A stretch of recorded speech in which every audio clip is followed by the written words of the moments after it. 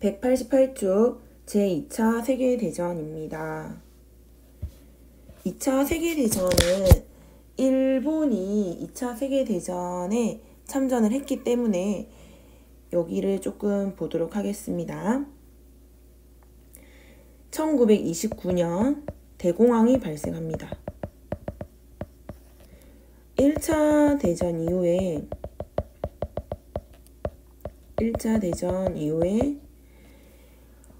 세계 이제 경제 중심지가 미국이었는데요. 바로 1929년에 미국에서 대공황이 발생하게 되면서 미국뿐만 아니고 세계 여러 나라에 이제 경제적인 위기가 닥치게 됩니다. 당연히 일본 같은 경우에도 이 대공황의 여파를 맞이하게 됩니다. 일본은 이 세계 대공황을 극복하기 위해서 대공황으로 인한 경제 위기를 극복하기 위해서 만주를 침략을 하는 것이고 1931년도에 그 다음에 1937년도에는 그러니까는 중국 관내를 쳐들어가면서 중일 전쟁이 발발하게 되는 겁니다. 그래서 29년도 대공황이 시작되었다는 거. 자, 당시 이제 독일, 이탈리아, 일본 등등 이런 나라들이 이제 이 대공황을 타개하기 위해서 전체주의를 강조하게 됩니다. 전체주의라는 거는 개인보다 국가 전체 이런 거를 더 이제 중요시하는 이념인데요. 당시 독일이나 이탈리아뿐만 아니고 일본에서도 바로 이런 전체주의가 퍼지게 됩니다. 일본에서는 이 전체주의가 군국주의 형태로 나타나게 됩니다. 군국주의라는 거는 이제 군을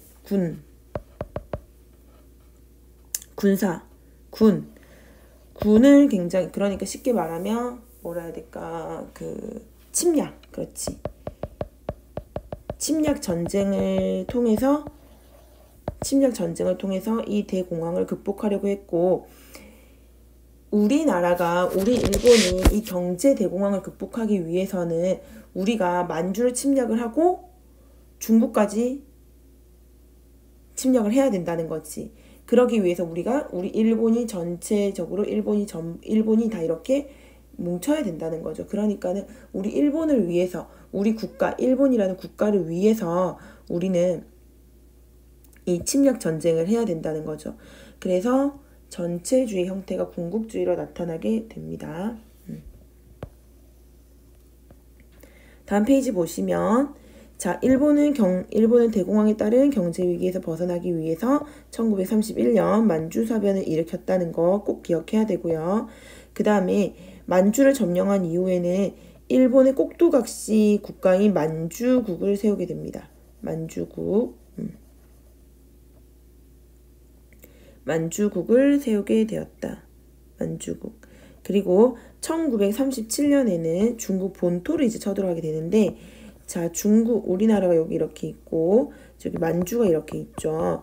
자, 여기 만주에서 중국 본토로 들어가는 여기 관문이, 여기가 이제 그 산해관이라는 데가 있어요.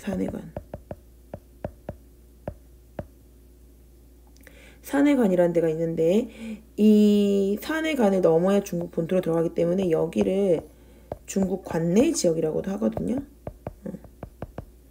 여튼 31년도에는 만주를 쳐들어갔다.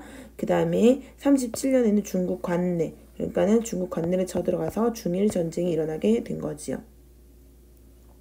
자, 그리고 나서 일본은 중국에 멈추지 않고 대동아 공영권을 건설한다는 명분으로 이제 동아시아까지 이제 침략하게 됩니다. 동남아시아 지역까지 침략하게 돼요. 일본이 중국뿐만 아니고 동남아시아까지 진출하면서 전선을 넓히니까는 이제 미국이 제재를 하기 시작을 하는데요. 당시 이제 일본 같은 경우에는 미국에 이제 석유를 굉장히 의존을 많이 하고 있었거든요.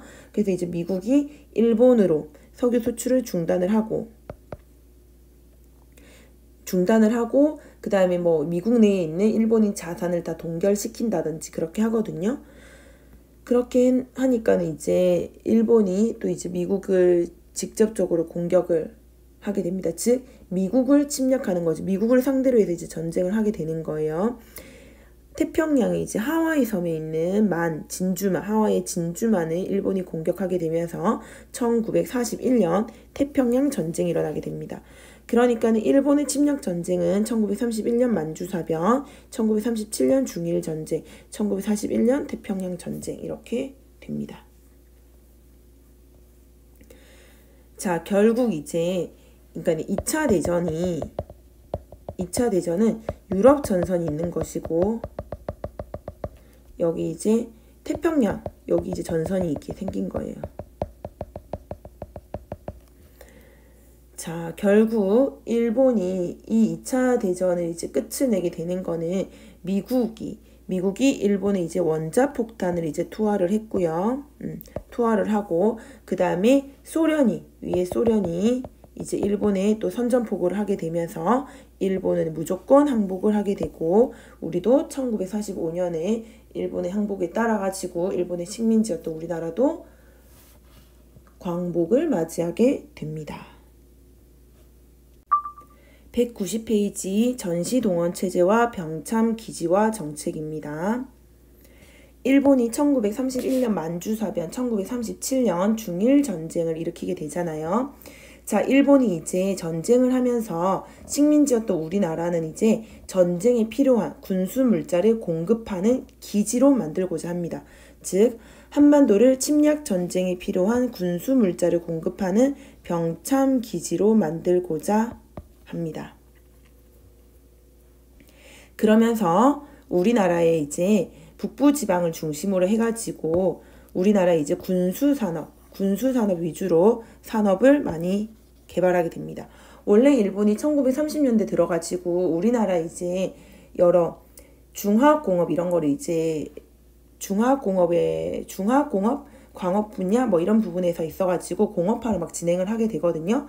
그런데 이제 전쟁을 하게 되면서 군수산업 위주의 이제 산업을 하게 된다는 말입니다. 자, 그 다음 밑에 여기 너무너무 중요한데요. 1938년도에 일제가 국가총동원법이라는 거를 제정한 거를 보셔야 됩니다. 1938년도 국가총동원법 제정. 자, 이거는 뭐냐면 일본이 전쟁에 필요한 인적 자원, 물적 자원을 다 수탈하기 위해서 우리나라에서 이제 인적, 물적 자원을 다 수탈하거든요. 이런 자원을 수탈하기 위해서 법을 만든 거지. 국가총동원법이라는 걸 만든 거예요. 옆 페이지에 국가총동원법 사료가 나오는데요. 자, 1938년이면 지금 1937년도에 중일전쟁이 일어나게 되니까는 중일전쟁 직후에 이제 국가총동원법이 제정됐다고 보면 되고 인적 물적 자원을 운영하는 거 전시에 국가총동원상 필요할 때는 이런 칙령에 따라서 제국의 신민을 그러니까 우리나라 사람들을 징용해서 총동원 업무에 종사할 수 있다. 그 다음에 물자를 생산하고 뭐 수리하고 뭐 이러한 것들에 대해서 필요한 명령을 내릴 수 있다라고 하면서 그러니까 즉 내용이 우리나라의 모든 자원을 다 수탈할 수 있다. 이런 내용이 있는 게 바로 국가총동원법입니다. 그래서 국가총동원법을 제정을 했고 그 다음에 우리나라 사람들을 침략 전쟁에 많이 동원시키기 위해서 국민정신총동원 운동이라는 것을 하게 됩니다. 국민정신총동원 운동은 이후에 국민총력운동으로 이제 바뀌게 돼요. 총동원, 총력, 전쟁에 동원시키겠다는 거지. 여기 옆 페이지 보세요. 자, 국민정신총동원 운동이 이제 나중에 국민총력운동으로 바뀌게 되는데 이거는 전쟁에 있어가지고 우리나라 사람들을 효율적으로 이렇게 전쟁에 동원하기 위해서 국민 정신 총동원 운동 이런 걸 했다고 보면 됩니다. 그 다음에 국민징용령이라는 거를 제정하는데 우리 징병은 병사를 징발하는 거죠. 징용이라 하면 노동력을 징발하는 걸 말해요. 이제 우리나라 사람들의 노동력을 징발하기 위해서 1939년도에 국민징용령이라는 걸 제정을 한 거지. 그렇게 해서 본격적으로 이제 징용을 실시하게 되는 겁니다.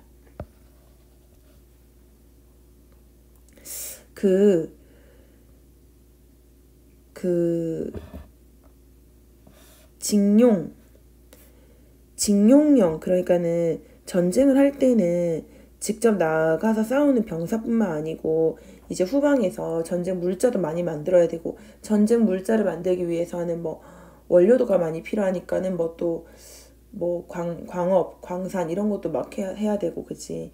그러니까 이런데 이제 전쟁 물자 만들고 하는데 많은 노동력이 필요하니까는 이런 징용령을 제정을 해가지고 우리나라 사람들을 이제 징용하기 시작을 한 거지요. 일제 침략 전쟁 여기 보시면 31년도에 만주사변 있고 37년도 중일전쟁, 41년도 태평양 전쟁, 45년도에는 일본이 항복하게 된 거 이렇게 잘 나와 있네요. 옆 페이지 한번 볼게요. 국민징용령이 나옵니다. 1939년도에 국민징용령을 제정했다. 38년도 국가총동원법, 그 다음에 39년도 징용령 두 개 다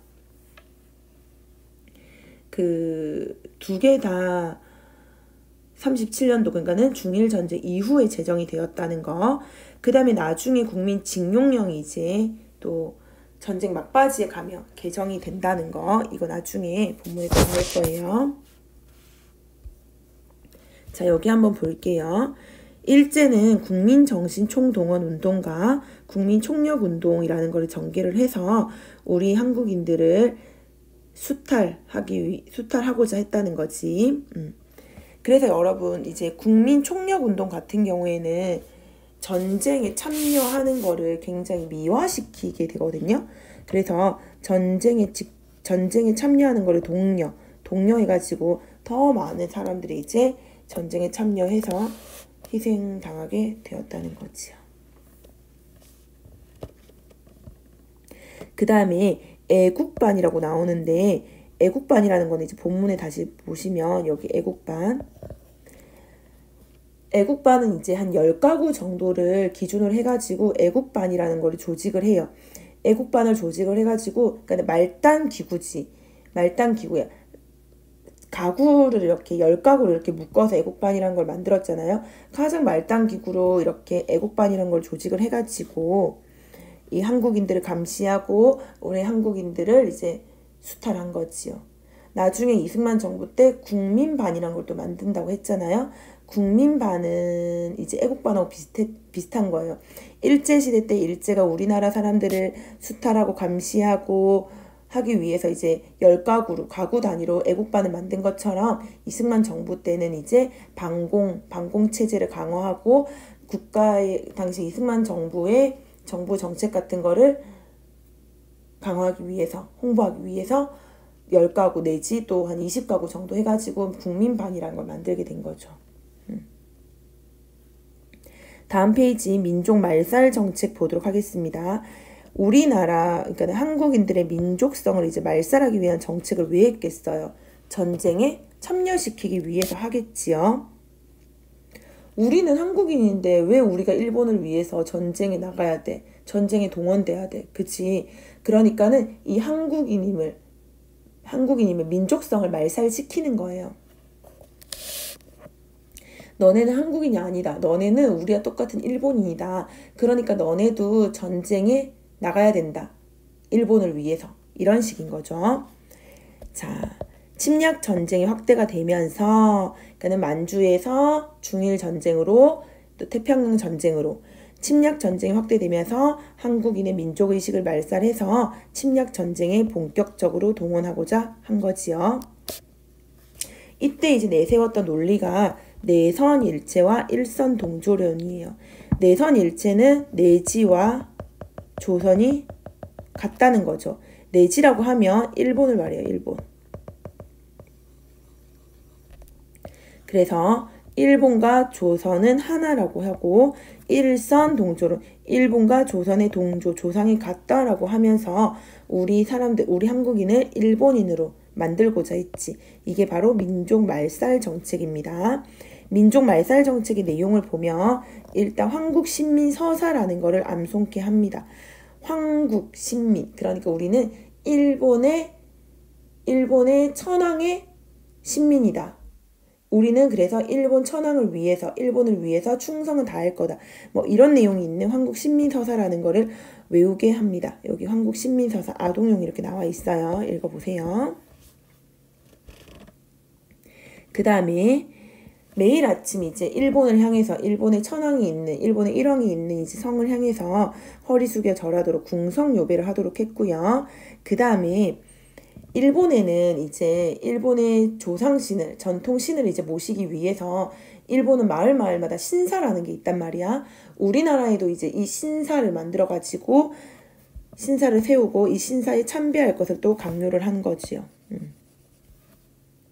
그 다음에 우리나라에 이제 소학교, 오늘날 치면 초등학교에 소학교가 있었는데 이 소학교의 이름도 황국신민학교라는 뜻에서 국민학교로 바꾸게 된 거죠. 황국신민학교라는 뜻에서 1996년까지 우리는 국민학교를 사용을 했고요.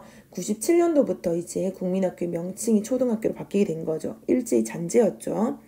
그 다음에 우리나라 한국인의 성과 이름도 다 일본식으로 바꾸게 했죠. 이게 바로 창씨개명입니다. 창씨개명. 창씨개명을 하지 않으면 내가 이제 이름을 일본식으로 바꾸지 않으면 식량이나 물자를 배급받는 데 있어가지고 또 제외가 되었고 학교 입학하는 데서도 학교 입학에도 제한이 걸렸다는 거지. 그래서 황국신민서사, 궁성요배, 국민학교, 뭐 창씨개명 이런 게 다 민족말살 정책의 내용이라는 겁니다. 그 다음에 원래 그 나라의 말과 그 나라의 그러니까 언어, 그 나라의 글에는 그 나라의 정체성이 있기 마련이잖아. 그래서 일본은 우리나라의 민족성을 말살시키기 위해서 우리 말도 이제 금지를 하게 돼요. 그래서 한국어 사용 못하게 하고요. 일본어만 사용하도록 하는 거고요.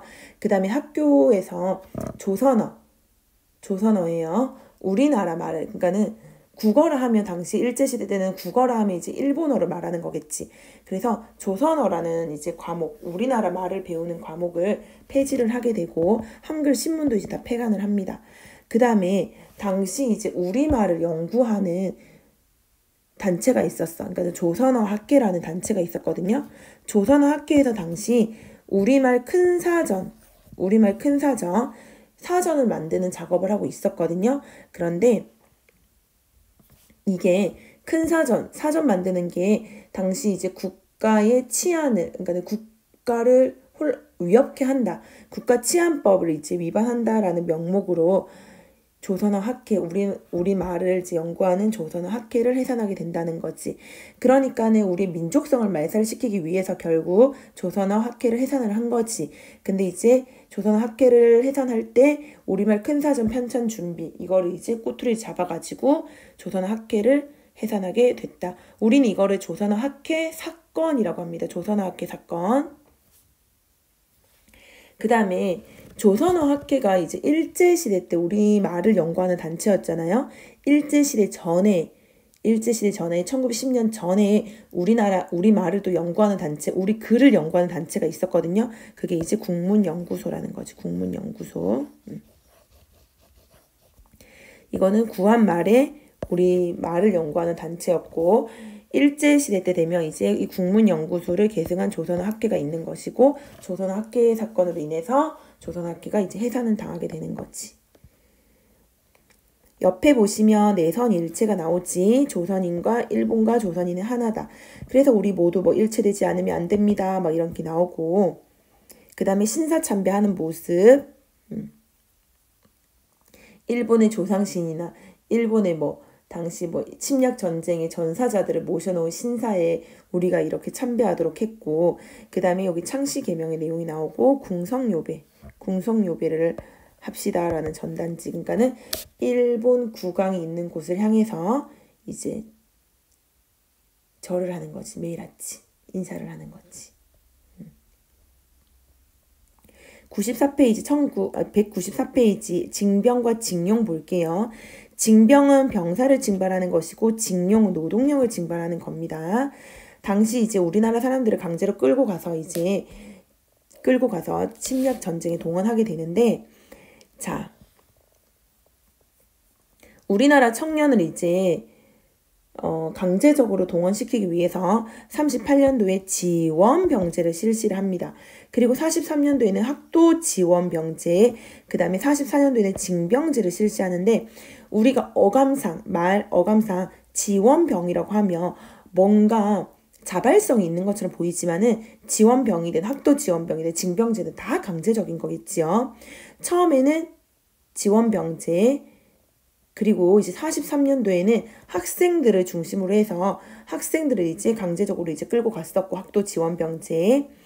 그 다음에 전쟁 막바지에는 45년도 일본이 항복을 하잖아. 그러니까 44년도는 완전히 막바지겠지.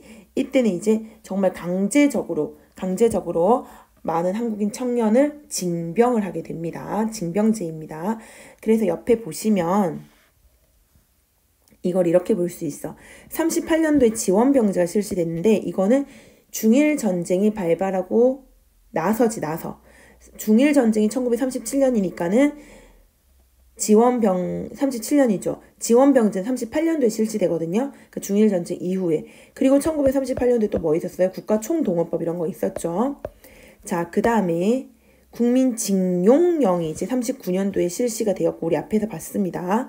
그 다음에 학도지원병제가 43년도인데, 학도지원병제가 실시된 거는 1941년도 태평양 전쟁이 발발하잖아. 41년도 태평양 전쟁 발발 이후에 학도지원병제, 그 다음에 1945년도 일본 항복하기 직전의 징병제. 이렇게 보시면 됩니다. 그 다음에 징용이라 하면 노동력을 징발하기 위한 건데요. 당시 우리 원래 1939년도에 징용령이 제정됐거든요. 근데 이제 또 44년도, 이것도 전쟁 막바지에, 그치? 징병제랑 똑같아요. 44년도에 징용령을 다시 개정을 해서 본격적으로 이제 많은 한국인들을 강제 동원을 한 거지. 이런 강제 동원된 사람들은 우리나라뿐만 아니고 근데 일본에 이제 침략의 손길이 미쳤던 뭐 중국, 그 다음에 뭐 동남아시아 이런 곳에 많이 끌려가가지고 이제 노동력을 강제적으로 착취당하게 되는 거잖아요. 그죠? 여러분, 한편 우리 이제 일제시대 때 이광수나 최남선 같은 이런 사람들이 이제 친일파들이거든요. 민족 반역자들인데, 이런 이광수나 최남선은 이런 3, 40년대에 이렇게 징병을 독려하는 막 이런 글을 막 또 쓰고 한 거지요. 그래서 이것도 한번 읽어보시면 되고요. 자, 그 다음에 남성뿐만 아니고 이제 남성이 많이 이렇게 징용으로 인해서 많이 끌려갔잖아. 그러니까 남아있는 노동력이 많이 끌려갔죠. 그러니까는 또 노동력이 부족한 거야. 그래서 이제 여성들까지도 이제 노동력을 착취하게 되는데요. 노동력, 여자 근로정신대라는 걸 조직을 해가지고 여성들의 노동력도 이제 막 수탈하게 되는 거예요. 그 44년도에 여자정신 근로령이 또 제정이 되면서 여성들에 대한 여성들 강제 동원도 이제 본격화되는 걸 볼 수 있습니다. 그러면 이렇게 44년도에 징병제, 44년도에 징용령 개정한 거, 그 다음에 44년도에 여자정신근로령 제정해서 남성 노동자 징용령, 그 다음에 여성 노동자, 여자정신근로령, 여성 노동자를 이렇게 강제적으로 수탈했다. 그 다음에 일본은 우리나라 여성들을 이제 성노예로 삼기도 했거든요, 당시. 우리가 보통 이제 교과서에는 일본군 위안부라고 하는데, 우리 그 영문에 보면, 그러니까 국제적으로 쓰일 때는 노예라는 단어를 쓰거든요. slavery. 그래서 우리나라 여성들이 일본의 성노예로도 많이 착취당했다는 거. 이것도 기억하면 좋습니다. 기억해야 합니다. 그 다음에 물자를 강제적으로 수탈당한 거 볼게요. 당시 일본은 전쟁을 하면서 우리나라에서 각종 물자를 정말 전쟁이 필요하며 진짜 그 전쟁이 필요하며 밥그릇, 국그릇, 숟가락 이런 것까지 다 수탈해 나갑니다. 공출이라는 이름으로 해서 농기구, 녹그릇, 수저 모든 이런 것들 다 빼앗아 가지고 군수 물자 생산하는 데 다 쓰는 거지. 그 다음에 전쟁을 할 때 여러분 당연히 그 식량도 많이 부족할 거 아니야. 그치? 그래서 우리나라에서 이제 식량을 많이 이렇게 수탈해 나갔고 우리나라 사람들한테는 오히려 식량을 배급을 한 거예요. 식량을 뺏어갔다는 거야. 식량도 뺏어가고 우리나라 사람들에게는 식량을 배급했다는 거지. 여기 보세요. 일제가 이제 수확량의 70%를 빼앗아 갔대. 그러니까 식량 공출을 한 거지. 그리고 우리에게는 30%밖에 안 남았어. 내가 새가 빠지게 농사 지어가지고 일본에게 공출이라는 이름 하에 일본에게 식량도 이렇게 다 빼앗기는 거예요. 그리고 우리나라 사람들한테는 식량 배급제 실시하는 거고. 그죠? 그렇게 해서 물적 자원까지 이렇게 다 수탈했다는 거. 징병이나 징용이나 그 다음에 뭐 여자 정신 근로력 이런 거 다 근로대 여자 근로 정신대 여자 정신 근로력 이런 거는 다 노동력 그러니까 인적 자원 수탈이잖아. 그다음에 여기 밑에 여기는 이제 물적 자원 수탈의 내용입니다. 그렇게 해서 쭉 보시면 됩니다. 끝.